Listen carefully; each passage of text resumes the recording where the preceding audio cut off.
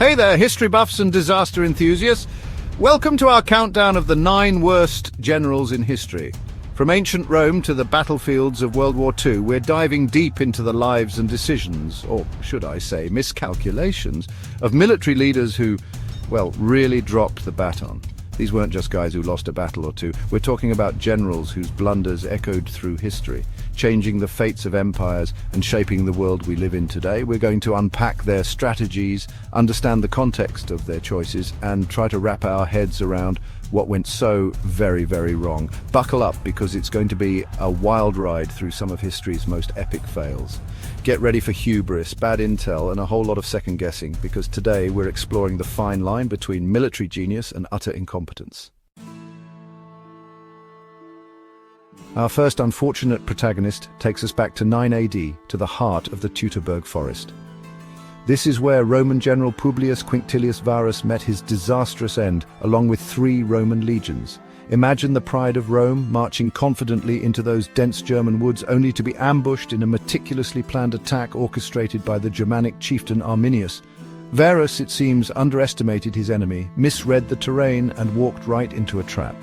The Battle of Teutoburg Forest wasn't just a military defeat, it was a symbolic blow against the Roman Empire, halting its expansion into Germania and marking the beginning of its slow decline.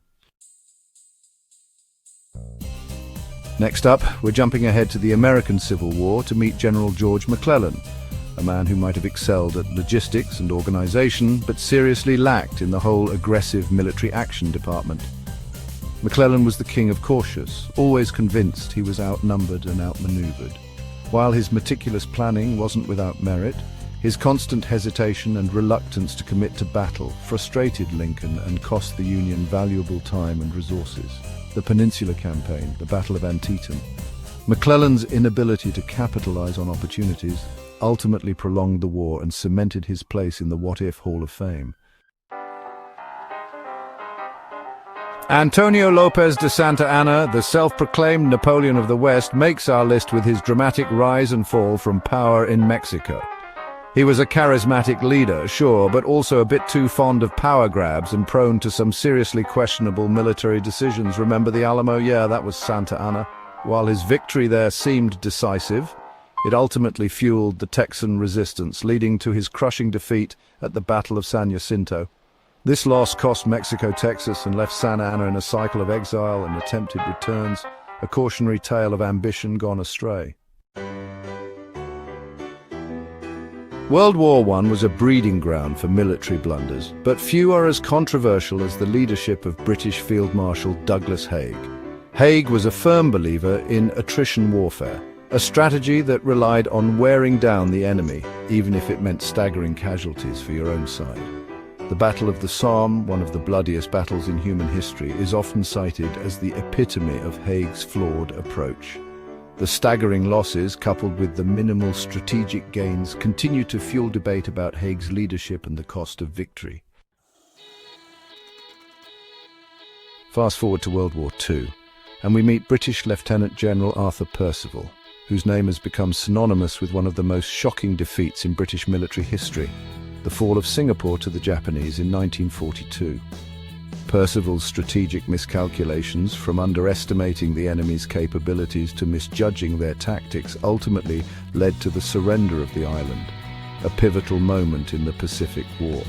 The loss of Singapore, once considered an impenetrable fortress, sent shockwaves through the Allied forces and cemented Percival's place in the annals of military blunders.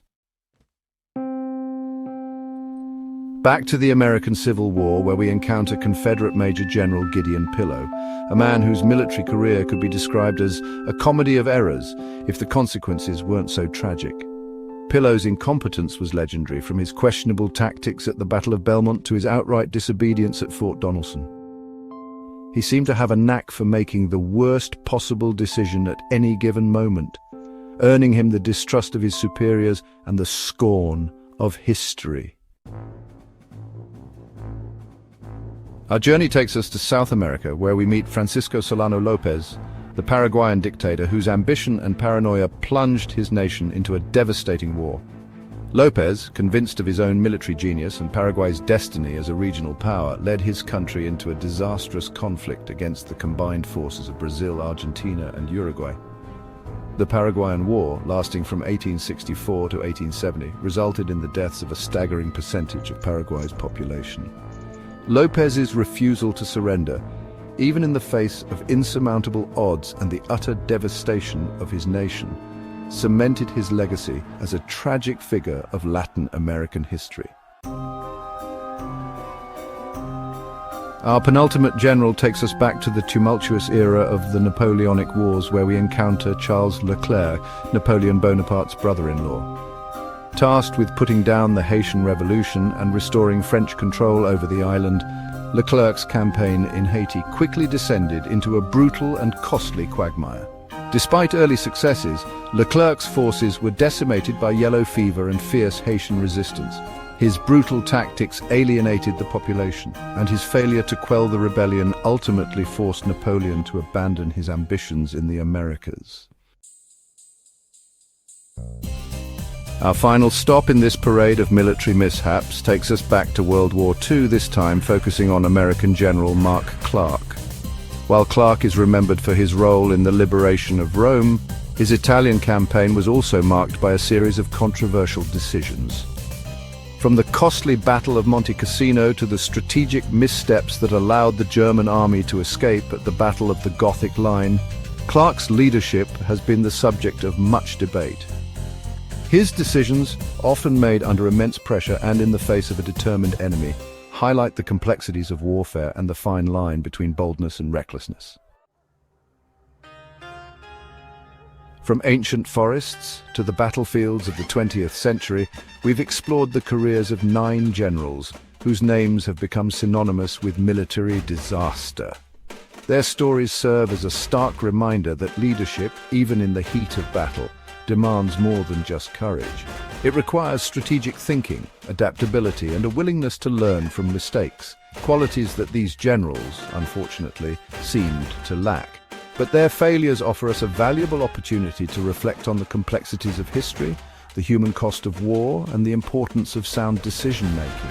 By understanding their mistakes, we can learn from them, hopefully avoiding similar pitfalls in our own lives. Thanks for watching. If you enjoyed this video, don't forget to like, subscribe, and hit the bell icon for more historical insights. Let us know in the comments